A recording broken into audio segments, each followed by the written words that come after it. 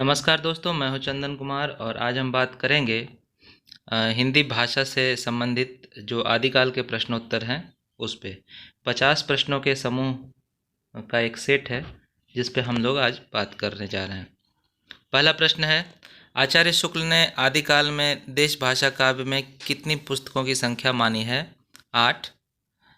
उत्तर है 8। दूसरा, जनता की चित्तवृत्ति का सिंचित प्रतिबिंब ही साहित्य है, यह माना है आचार्य शुक्ल ने। तीसरा, भाषा सर्वेक्षण के रचयिता जॉर्ज ग्रियर्सन। चौथा, पृथ्वीराज रासो कितने प्रकार के छंदों में लिखा गया है? 68। उपदेश रसायन रास के रचयिता जीनी दत्त सूरी। पृथ्वीराज रासो काव्य किस कोटि का है? वीरगाथा महाकाव्य। हिंदी साहित्य का आलोचनात्मक इतिहास ग्रंथ के लेखक कौन है? राम कुमार वर्मा। इतिहास लेखन की सबसे विकसित पद्धति है विधेयवादी पद्धति। विद्यापति ने कीर्तिलता को किस संवाद रूप में लिखा है? भृंग भृंगी। राठौड़ा ऋख्यात के रचयिता हैं 10। नाथों में रसायनी कौन थे? नागार्जुन। कविराज श्यामल दास तथा काशी प्रसाद जायसवाल ने रासों की उत्पत्ति मानी है रहस्य से। आध्यात्मिक रंग के चश्मे आजकल बहुत सस्ते हो गए हैं, उन्हें चढ़ाकर कुछ लोगों ने गीत गोविंद के पद्यों को आध्यात्मिक संकेत बताया है, वैसे ही विद्यापति के पद्यों को भी। यह पंक्ति किसकी है? आचार्य शुक्ल। काफिर बोध, पंच अग्नि, दयाबोध, अष्टचक्र व रसराह ग्रंथ हैं गोरखनाथ के। कैमासबद्ध किस रचना का खंड है? पृथ्वीराज रासो। उक्ति व्यक्ति प्रकरण के रचयिता दामोदर शर्मा। मनहु कला शशि भान कला 1600 बनिए, ये किसकी पंक्ति है? चंद बरदाई की। राउरवेल श्रृंगार परक चंपू काव्य के रचयिता कौन है? रोड़ा कवि। अपभ्रंश भाषा का प्रथम कवि माना जाता है स्वयंभू। स्वयंभू को अभिमान मेरु किसने कहा? पुष्पदंत। आदिकाल को संधिकाल एवं चारण काल किसने कहा? राम कुमार वर्मा ने। बौद्ध सिद्धों के पदों और दोहों को बौद्धगान ओ दोहा नाम से बांग्ला भाषा में प्रकाशित किसने किया? पंडित हरप्रसाद शास्त्री ने। किरान उस सादेन रचना है अमीर खुसरो की। पुरुष परीक्षा किसकी संस्कृत में रचित रचना है? विद्यापति।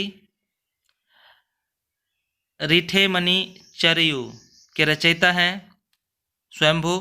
कीर्तिलता की भाषा है अभट्ट। भू परिक्रमा के रचयिता हैं विद्यापति। जयमयंक जस चंद्रिका के रचनाकार हैं मधुकर कवि। याश्रय काव्य की रचना की है हेमचंद्र ने। कुमारपाल प्रतिबोध गद्य पद्य में प्राकृत काव्य लिखा है सोमप्रभ सूरी ने। गोरखनाथ के में किसके योग का सहारा लेकर हठ योग का प्रवर्तन किया? पतंजलि का। रत्नाकर जोपम कथा किस संप्रदाय की मानक पुस्तक है? सिद्धों का। जीनी लोन विलिजई पानी एही तिमि धरणी लई चित्त कथन है कन्हप्पा की। गंगा जमुना माझे बोहिरे नाई है उक्ति किसकी? डोंभिपा की। का तरुवर पंच बिड़ाल उक्ति है लुइपा की। सिद्धों में सबसे पुराने माने जाते हैं सरहपा। अपभ्रंश नाम पहले पहल किसके शिलालेख में मिलता है? वल्लभी राजा धारसेन द्वितीय। उस समय जैसे गाथा या गाहा कहने से प्राकृत का बोध होता था, वैसे ही दोहा या दुहा कहने से अपभ्रंश का। कथन के लेखक कौन है? रामचंद्र शुक्ल। देसी नाममाला किसकी रचना है? हेमचंद्र। हजारी प्रसाद द्विवेदी, विश्वनाथ प्रसाद मिश्र तथा चंद्रवली पांडे ने रासों की उत्पत्ति मानी है रासक से। हर प्रसाद शास्त्री ने रासों की उत्पत्ति मानी है राजयश से। आचार्य रामचंद्र शुक्ल ने रासों की उत्पत्ति मानी है रसायन से। पृथ्वीराज रासों की रचना विधान में सर्वाधिक विवादास्पद पक्ष है ऐतिहासिकता का।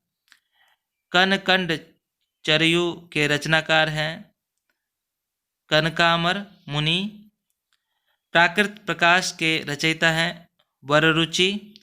ढोला मारूड़ा दुहा के रचयिता हैं कुशल लाभ।